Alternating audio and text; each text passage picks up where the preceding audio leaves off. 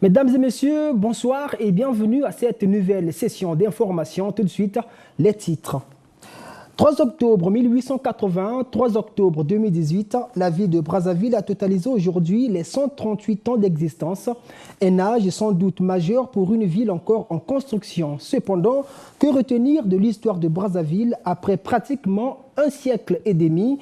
Et le mot de réponse au début de ce journal avec Jude Moutali et Anthony Ngonza. Alerte orange dans le secteur de la santé et des affaires sociales. Les agents de ces secteurs réunis plutôt dans la FENASAS annoncent une grève générale illimitée et sans service minimum à compter du 12 octobre prochain, si et seulement si le gouvernement ne résout pas leurs doléances. Que revendiquent-ils? Vous le saurez tout à l'heure. En culture, vers la valorisation du site abritant le musée de Luango et de la rumba congolaise. Dans ce journal, nous vous proposerons l'audience entre Dieudonné Moyongo, ministre de la Culture et des Arts, qui a reçu le représentant de l'UNESCO au Congo sur cette question. Voilà pour les titres, mesdames et messieurs, déroulons notre journal. La ville de Brazzaville, qui tire son nom de l'explorateur franco-italien Pierre Savorgnan de Brazza, fut créée le 3 octobre 1880, date à laquelle cet explorateur européen arborait à la fois le pavillon français, signe de possession par l'Hexagone des terres de l'Ankomafa, consécutif au traité du 10 septembre 1880 signé avec le Makoko Ilo Ier. Cependant, 138 ans après, que retenir de l'histoire de Brazzaville, la capitale du Congo? Et le mot de réponse avec Jude Moutali et Anthony Ngonza. Fondée en 1880, la ville de Brazzaville est située au cœur de l'Afrique centrale. De la petite station qu'elle représentait en 1880, Brazzaville a su au fil des années marquer sa courbe exponentielle en faveur de son développement. Seulement, peu sont ces Brazzavillois qui maîtrisent sa date de création et même de ses premiers quartiers. Mais le premier quartier de Brazzaville, c'est Potopoto. Potopoto, après Bakongo, après Mungali, après Wenze, après Makelekele, Talangai, ainsi de suite. Ah, je ne me tousse pas trop à Morel. Ah, je ne me tousse pas trop. Bon, malheureusement, ouais, je ne vis pas à Plaza. La première case de Brazzaville, ça c'est une histoire très vieille pour moi. On l'a apprise à l'école primaire. Potopoto, après... non, excusez-moi, c'est Makelekele. Après Makelekele, nous avons Bakongo, Potopoto, et puis Mungali, Wenze, Talangai, Filou, et puis nous avons Madjibou, et puis... Par contre, ici, chacun tente de reconstruire l'histoire de Brazzaville à sa manière. Bon, mais c'est suite au traité de Pierre Savorgnan de Brazza avec le roi Makoko. C'est ce qui a abouti au traité pour la création, je veux dire, de Brazzaville suite à son nom à l'explorateur. Voilà. Le premier quartier de Brazzaville, bon, en fait, il y en avait deux qu'on appelait villages. Il y avait Bakongo, le village de Bakongo, et puis il y avait Potopoto qu'on appelait le village de Potopoto. C'est plutôt à partir du traité de paix signé avec le Makoko Ilo Ier que des Brazza pu prendre possession des terres qu'Umafa a laissé entendre Raymond Poiti Menga, enseignant d'histoire à l'université Marien Ngouabi. Le nom de Brazzaville est parti un peu de loin. Il y a eu d'abord le nom de Foix, il y a eu Tambo, il y a eu le nom de Nkuna, de Mavoula, et jusqu'à retomber le nom de Brazzaville. Si Brazzaville aujourd'hui, on l'appelle Brazzaville, s'il faut excusez de répéter le nom, c'est parce qu'il y a eu d'abord la prise de possession de Brazzaville, dirigé par, disons à la tête, dirigé par des Brazza. Le premier quartier, il y a des quartiers indigènes, donc il y a eu d'abord Bakongo et Potopoto. Donc Bakongo en 1909, Potopoto en 1911, donc c'est les premiers quartiers indigènes. Et les quartiers coloniaux, c'est le centre-ville. Donc il y a eu le centre-ville qui était comme le socle. Donc il y a eu la ségrégation des quartiers, ségrégation résidentielle qu'il faut appeler ça. Donc il y a eu des quartiers indigènes et des quartiers coloniaux, là où résidaient les colons. L'abbé Fulbert Yulu a été le premier Congolais à être élu à la tête du conseil municipal de Brazzaville. En santé, c'est une cessation de travail qui se profile pour les agents de la FENASAS. La FENASAS, c'est la Fédération nationale des agents de santé et des affaires sociales. Eh bien, ces derniers menacent d'aller en grève générale illimitée et sans service minimum, selon leurs termes, à compter du 12 octobre courant, si et seulement si le gouvernement ne résout pas leurs revendications. Décision annoncée dans une déclaration rendue publique ce mercredi à Brazzaville.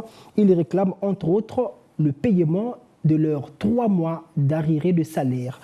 Au compte rendu avec Merveille Ndala, Gracia Gonga et Eric Kabamba. C'est au siège de la Confédération syndicale des travailleurs du Congo, CSTC, que les agents de la santé et des affaires sociales se sont retrouvés en assemblée générale pour examiner la situation qui prévaut dans les structures sanitaires à budget de transfert. Ces derniers dénoncent la mauvaise gouvernance administrative et financière. Cette gestion chaotique est caractérisée entre autres par la mauvaise gouvernance administrative et financière, les détournements des crédits alloués aux structures sanitaires par la Banque mondiale et de l'Organisation mondiale de la santé, le cumul des arriérés des salaires des agents évoluant dans les structures à budget de transfert. À l'issue de cette assemblée générale, ces agents de la santé et des affaires sociales ont décidé ce qui suit.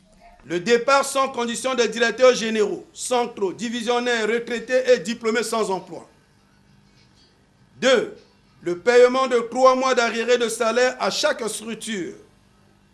3. La tenue de la commission administrative paritaire.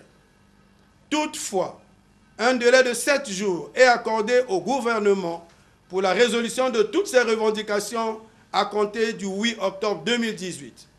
Faute de quoi, une grève générale illimitée sans service minimum sera observée dans toutes les structures sanitaires du pays à partir du 12 octobre 2018. Notons que la situation salariale des structures sanitaires à budget de transfert concerne le CHU de Brazzaville, le Centre national de transfusion sanguine, CNTS, le laboratoire national, les hôpitaux généraux de Luandjili, Adolphe Cissé, de Dolisie, d'Owando et le central d'achat des médicaments essentiels de produits de santé.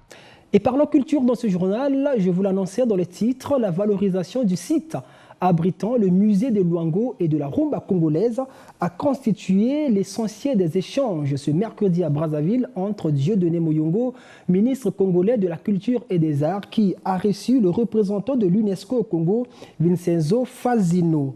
Les deux parties vont dans les prochains jours effectuer une descente dans ce site. César Bobéi pour plus de commentaires. Faire du site du musée de Luango un véritable lieu d'attraction des touristes est l'une des ambitions du bureau de l'UNESCO au Congo. Ces cadres ainsi que ceux du ministère de la Culture et des Arts vont dans les tout prochains jours effectuer une mission d'inspection sur ce site. Nous avons discuté à l'instant lors de cette audience tout le travail de mise en place d'une mission que nous allons entreprendre ensemble sur le site de Luango pour voir tout ce qui est possible de faire pour valoriser le site, valoriser, je dirais, déjà la part d'histoire qui est véhiculée par ce site mémoire.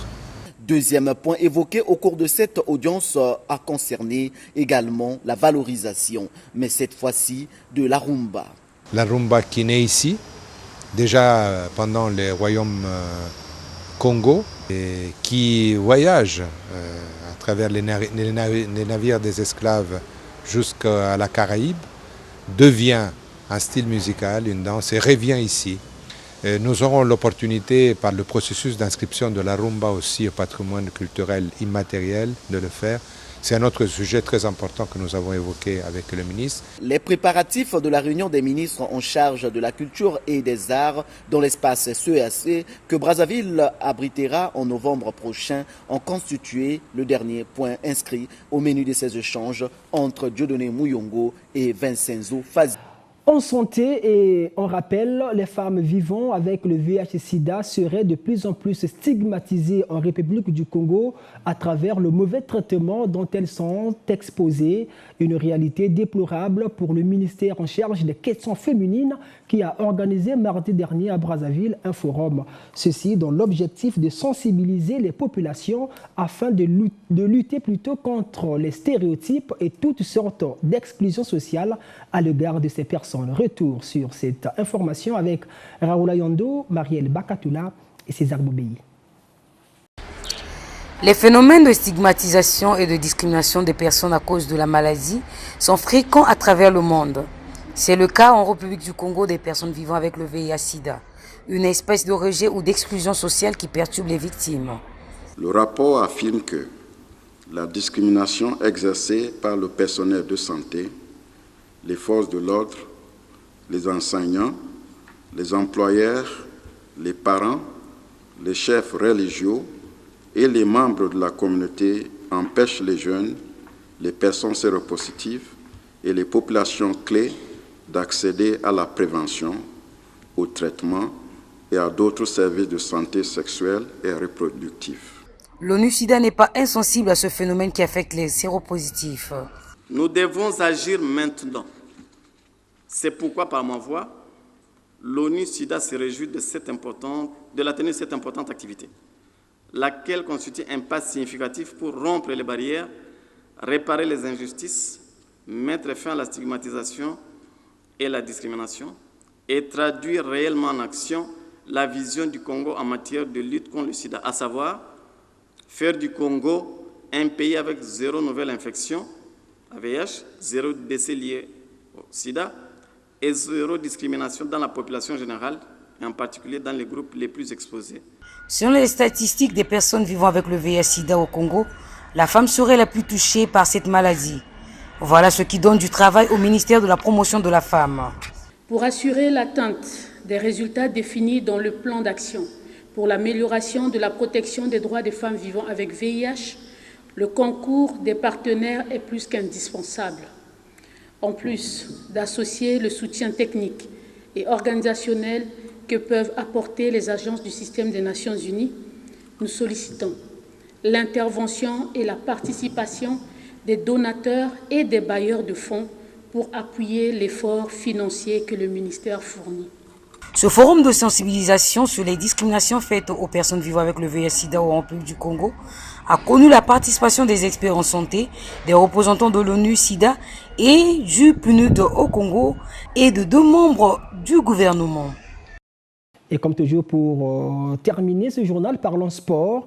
C'était déjà l'ouverture de la nouvelle saison sportive 2018-2019 mardi dernier à Brazzaville. Une saison qui obéit aux réformes opérées par le ministre des Sports et de l'Éducation physique, Hugues Gwilondele, qui lui-même avait patronné cette cérémonie du lancement officiel de la nouvelle saison sportive en République du Congo. Jude Moutali et Anthony Gonza nous avaient fait le reportage. C'est l'esplanade du stade Alphonse Massamba Déba qui a servi de cadre pour le lancement de la nouvelle saison sportive 2018-2019. Au nom de toutes les fédérations sportives nationales, le président de la Fédération congolaise de volleyball, Jean-Claude Mopita, a félicité le ministre des Sports pour sa nouvelle vision. Nous saluons avec beaucoup d'enthousiasme les réformes qui s'opèrent au niveau du département. Les dispositions organisationnelles de la nouvelle saison sportive prises dans la circulaire 1076 du 10 juillet 2018, la circulaire 1448 du 28 août relative à la gestion de la participation aux compétitions internationales au titre de la saison sportive 2018-2019 sont autant de mesures susceptibles de plonger nos fédérations dans une nouvelle dynamique de renforcement de nos capacités d'organisation. Prenons la parole pour la circonstance. Le directeur général des sports, Brice Merlin-Lepébé, a indiqué que les fédérations sportives nationales vont recevoir sous peu une subvention de base de la part du ministère des Sports. Ceci en vue du démarrage de leur activité. Le gouvernement de la République, à travers le ministère en charge des sports, mettra en début de cette saison sportive une subvention de base à la disposition de toutes les fédérations sportives nationales. Cette subvention permettra à l'ensemble des fédérations de vulgariser les sports sur toute l'étendue du territoire national. Ainsi, les infrastructures sportives reparties dans tout le pays vont devoir être viabilisées. Les différents médaillés de la saison sportive 2017-2018 ont été présentés au ministre des Sports. Hugues Gwilondele a également assisté à quelques démonstrations et combats d'exhibition. Et avant de vous quitter, une dépêche qui vient de nous parvenir. C'est sans aucun doute, j'allais dire, Jean-Guy Blaise Mayolas est le nouveau président de la Fédération congolaise de football en remplacement de Jean-Michel Mbono. L'élection du nouveau bureau exécutif de la FECOFOOT a eu lieu ce mercredi à Madingu, dans le département de la Bouinza. Voilà, c'est la fin de ce journal, mesdames, messieurs. Merci à vous d'être en notre compagnie tout au long de ces 3 jours. À partir de demain, sur ce plateau, Marielle Bakatoula et avec moi, on se retrouve à la prochaine occasion. Merci et au revoir.